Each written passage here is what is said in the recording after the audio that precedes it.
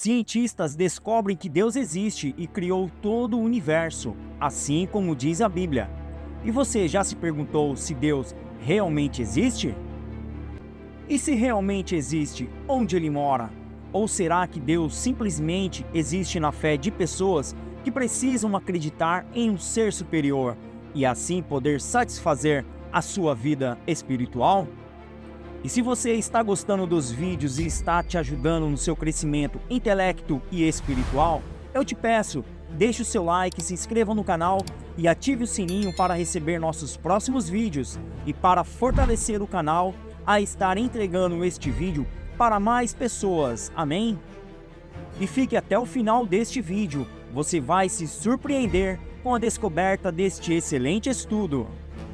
E antes de mais nada, para não ser chamado de teórico da conspiração, o significado da palavra teoria nada mais é do que conhecimento especulativo, metódico e organizado de caráter hipotético e sintético, ou seja, aquilo que não é uma certeza, ok? Há um grande debate sobre a existência de Deus, se foi realmente Deus quem criou tudo, o universo que conhecemos.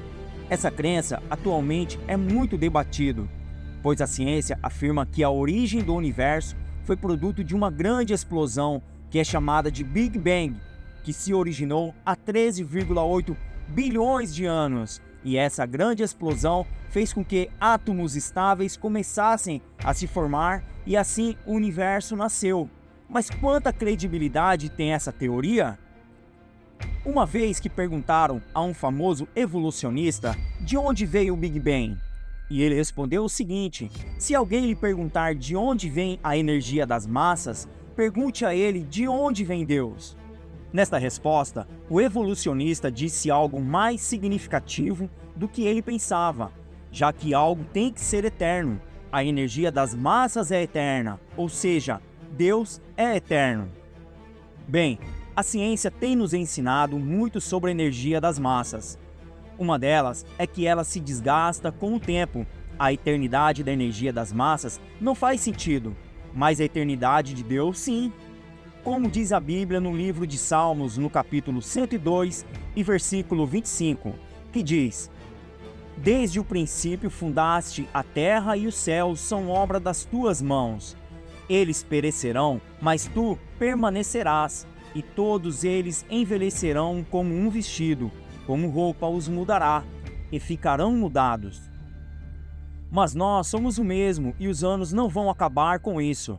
Ele quer nos dar a entender que Deus é eterno, e Ele é o Criador da fonte da vida na terra e no céu, e tudo é controlado por Sua palavra desde o princípio.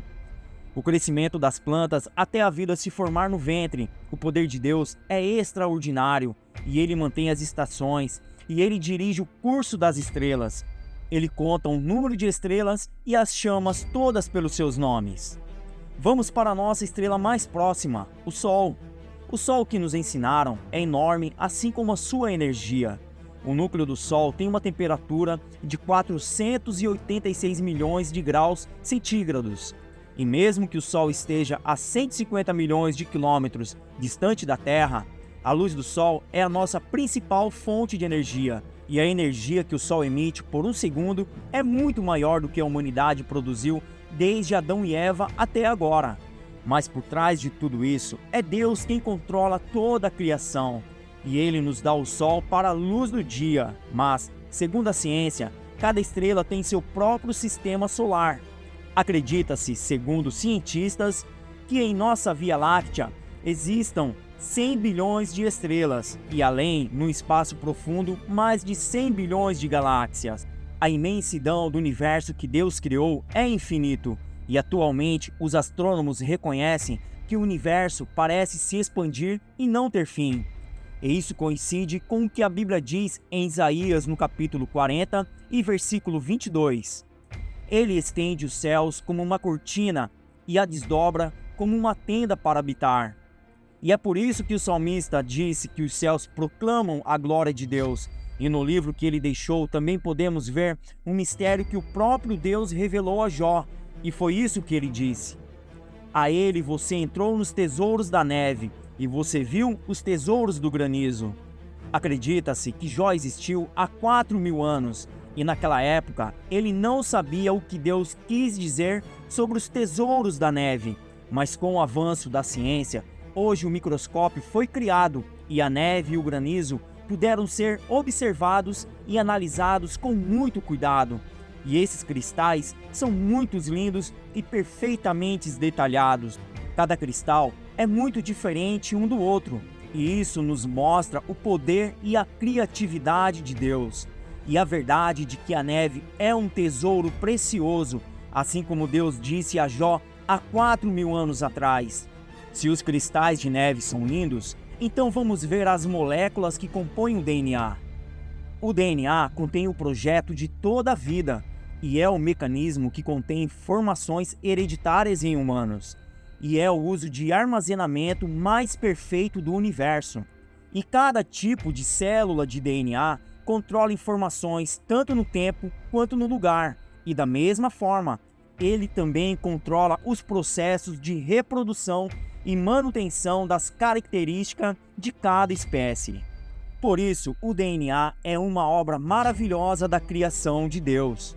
Portanto, Deus não pode ser produto de uma simples explosão. No Salmo 139 e versículo 16, faz referência ao DNA.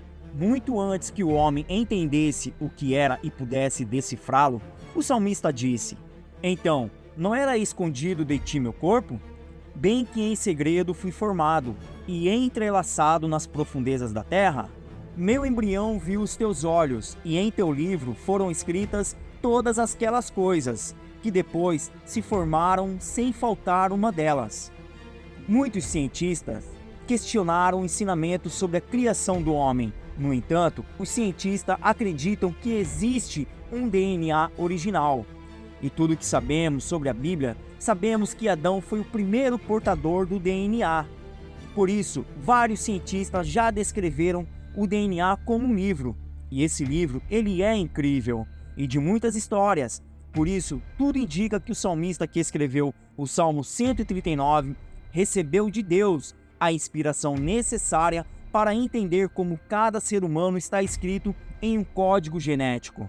Por isso, não há dúvidas de que foi realmente Deus quem criou o homem, e não como diz a ciência, que há 6 milhões de anos na África, um chimpanzé evoluiu para um homo, e esse homo evoluiu para diferentes espécies humanas. Charles Darwin menciona a África como ponto de partida da evolução, e isso porque os africanos têm a pele negra. E por que Darwin, que ao considerar a teoria da evolução, ele não colocou a Inglaterra, a Alemanha ou a Espanha como ponto de partida? E por que tinha que ser a África? Na verdade, para alguns, Darwin era um racista quando inventou essa falácia, pois a Bíblia diz que Deus, de um sangue, tem feito toda a linhagem dos homens para habitar a face da terra. No princípio, toda a criação de Deus era perfeita. O livro de Isaías nos mostra a perfeição que havia no jardim do Éden, mas que por consequência do pecado se perdeu. O profeta Isaías disse: assim habitará o lobo com o cordeiro, e o leopardo com o cabrito. O bezerro se deitará com o leão, e os animais domésticos caminharão juntos, e uma criança os pastará. A vaca e as onças caminharão juntas, e seus filhotes se deitarão, e o leão comerá palha como o boi, e o bebê brincará na caverna de laspe, e o recém-desperto estenderá sua mão sobre a caverna da víbora, e eles não farão mal, ou eles vão prejudicar, porque a terra vai se encher do conhecimento de Jeová. Com isso, irmãos, chegamos à conclusão que a existência de Deus ela é real, e foi Ele quem criou tudo que existe e conhecemos no universo. Mas a pergunta que fica na cabeça de muitos é: onde Deus mora? Todas as referências bíblicas ao lugar da sua morada são ditas acima, o que implica que deve estar fora do planeta Terra. O apóstolo Paulo, enquanto vivo, foi levado para a morada de Deus e a descreve como o terceiro céu, porque os judeus dividiram o espaço superior em 3 céus. O primeiro céu é o atmosférico, o segundo céu é o espaço exterior, onde estão as estrelas e os planetas errantes. E o terceiro céu é o paraíso onde Deus está.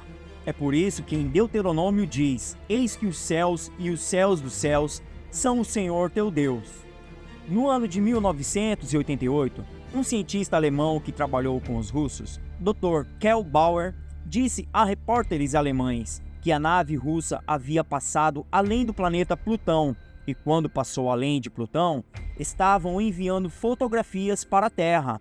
E o cientista contou que quando aquela série de fotografias chegou à Terra, de repente, a escuridão típica do espaço sideral que vinha nas fotografias, aos poucos começou a dar lugar à presença de um túnel de luz com cores como o arco-íris. E a nave entrou no túnel, e ao sair do outro lado do túnel, o cientista diz que ficaram atônitos porque encontraram um território que apareceu na fotografia de um lugar tão lindo que não há lugar na Terra como este, cheio de cores verdes e amarelas. E de longe puderam ver pessoas que começaram a entrar pelas portas de uma enorme cidade que tinha paredes e brilhava em uma intensa luz dourada.